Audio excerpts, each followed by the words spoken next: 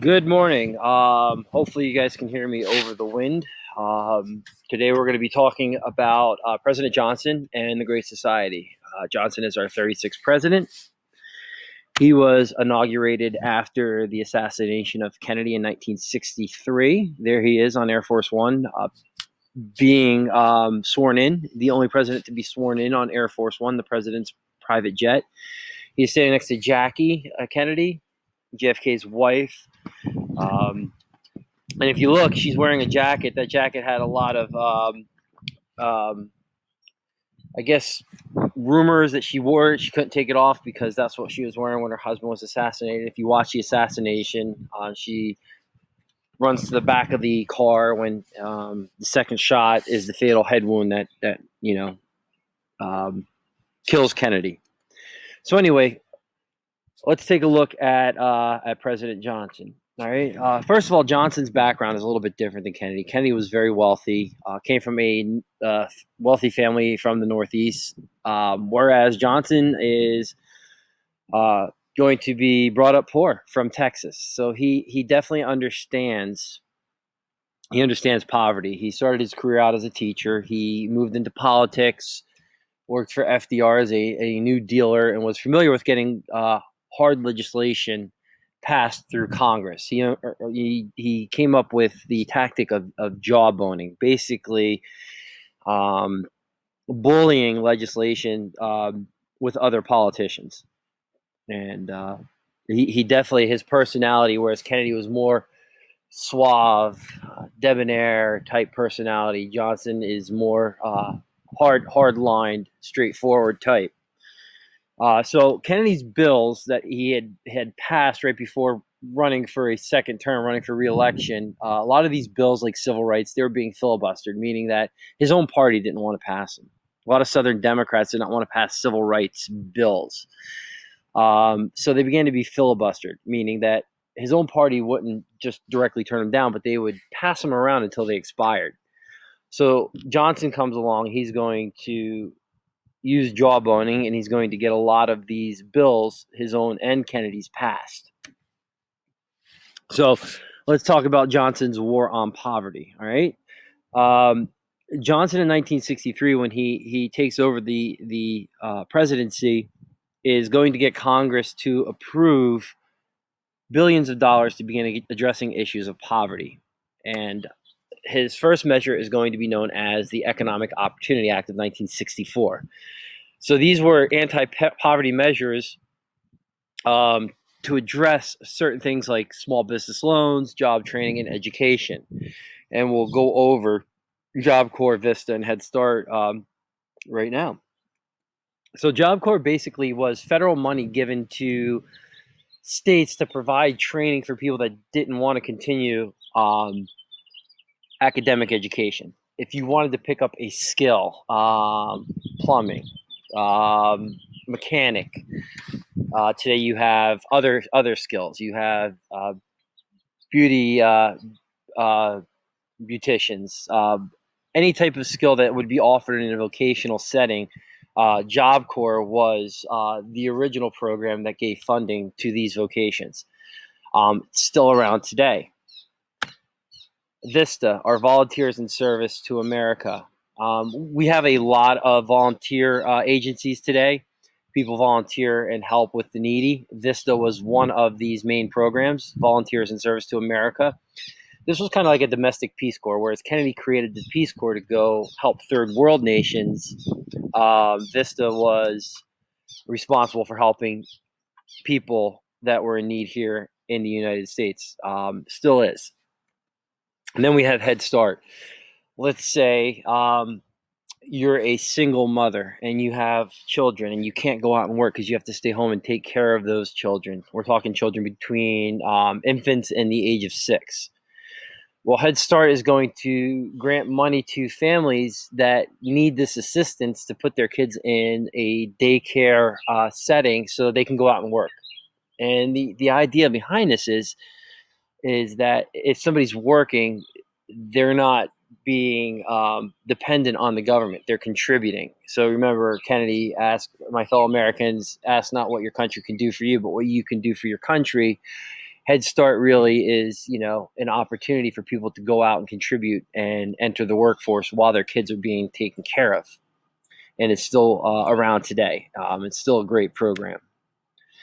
All right. So in 1964, Johnson is reelected as president. He is elected on this idea that he's going to give every American the opportunity to not live in poverty. And he refers to this as the Great Society in these programs. It's coined the Great Society at a speech that he gave at the University of Michigan shortly after he was elected in 1964. And the main goal here is to eliminate poverty and racial injustice. We're going to talk about immigration real quick. So the Great Society addressed immigration. Johnson wanted people to be able to come into the United States and not have to face the harsh quotas that were imposed in the 1920s. Those were lifted and pretty much gave anybody from anywhere an equal opportunity to enter the United States. Healthcare for the elderly and housing, we'll talk about that, and the war on poverty and civil rights. So Medicare. During the New Deal in the 1930s, the Social Security Act was passed to give the elderly a safety net, a sort of income after you retired as a safety net.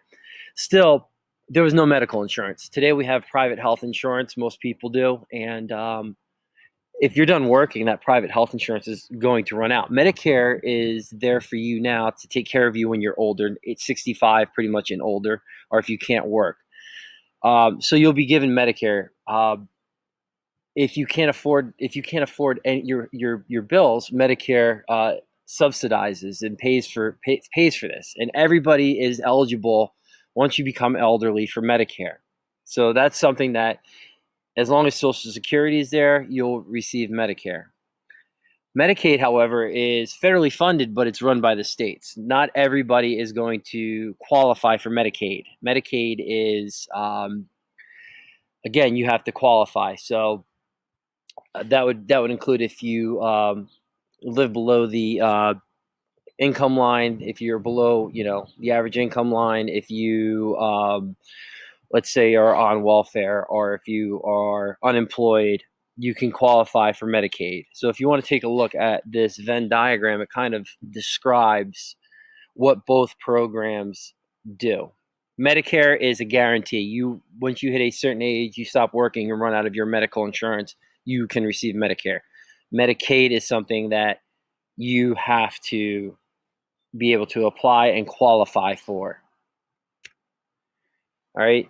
In the 1950s, after World War II, we saw the urban areas in our country start to become dilapidated. Mr. G went over white flight with you guys. This is where prominent whites had left urban areas, and they took money away from the cities to pay for things like public works, to uphold housing.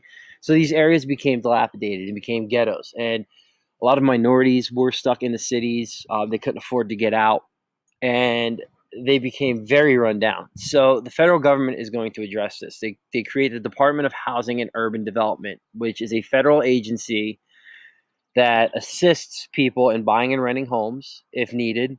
They also upkeep and maintain neighborhoods. So the federal government will give money to areas that are run down to make sure that people are maintaining a standard of living. All right, so also in the late 50s and 1960s, we go through one of the most tumultuous eras of our time, and a lot of that had to do with the Vietnam War. A lot of that had to do with the civil rights movement. In 1896, going back in our history a little bit, Plessy versus Ferguson was passed, and this allowed the South to legally segregate minorities, African Americans. And the ruling basically said if facilities were offered to everyone, that they could segregate them separate but equal. And as we know, these facilities, restaurants, public transportation, you name it, they weren't equal. Schools, They were discriminated. They were definitely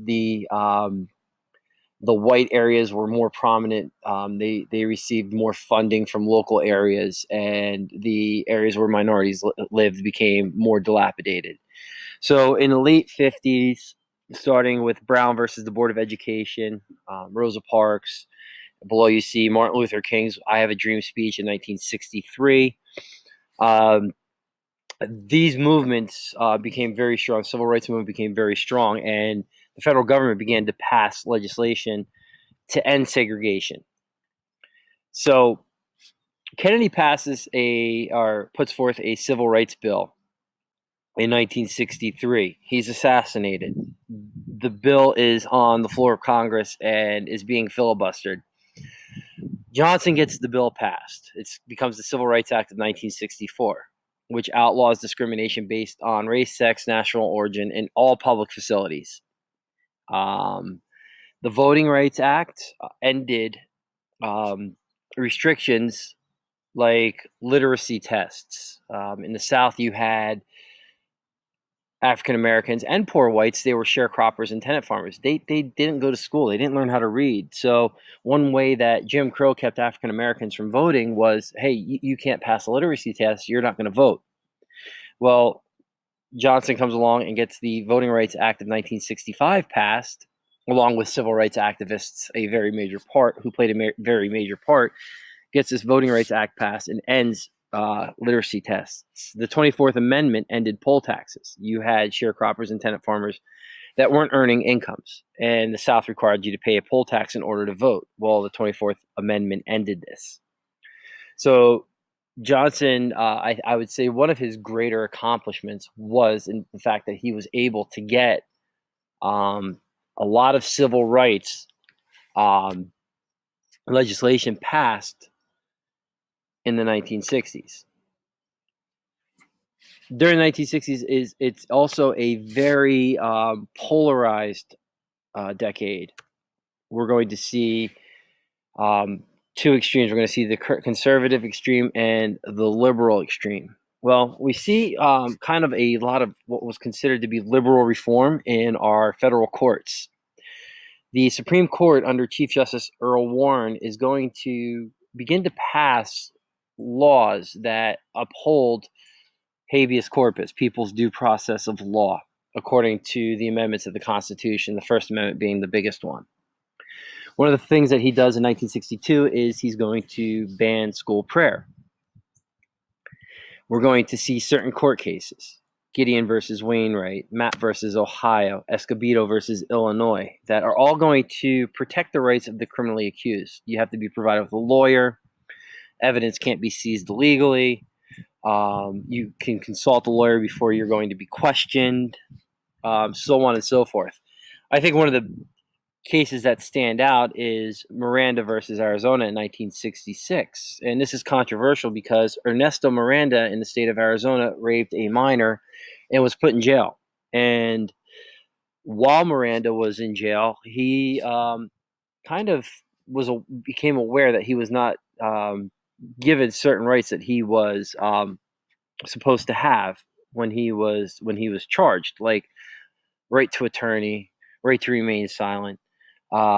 Anything you say can and will be held against you in a court of law. All these things. So he appeals to the Supreme Court, and they overrule Arizona, and Ernesto Miranda is going to be set free.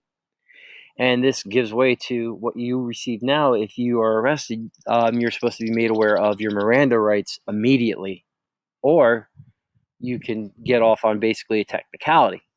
Now, interestingly enough, Ernesto Miranda was stabbed a couple years later and was killed in a bar fight. So, the legacy of the Great Society. These measures, these anti-poverty measures, civil rights measures, immigration, healthcare measures, were life-changing. They changed our society. They broadened the responsibilities of the federal government and what they should do to take care of its people. However, as the Vietnam War escalated, you had people being drafted, You had African Americans that were not receiving the same rights as whites, being expected to go fight and die for a country. You had young men being drafted into a war that was thousands of miles away that nobody understood. And in 1966, or 1965, when Johnson had sent 50,000 troops to Da Nang in Vietnam, this war becomes very unpopular, and it begins to overshadow what Johnson was trying to do against poverty in the Great Society. So Johnson becomes so unpopular, in fact, that he does not seek re-election in 1968. And the demise of the Great Society, even though it does have changing legislation that is still around today, the Vietnam War really led to the downfall of Johnson's popularity. So thank you for joining me, and I hope to see you guys tomorrow on live stream. If you have any questions, please write them down. Also, make sure that you post these notes so you can receive credit for today, and I will talk to you guys soon. I hope everybody is safe and healthy.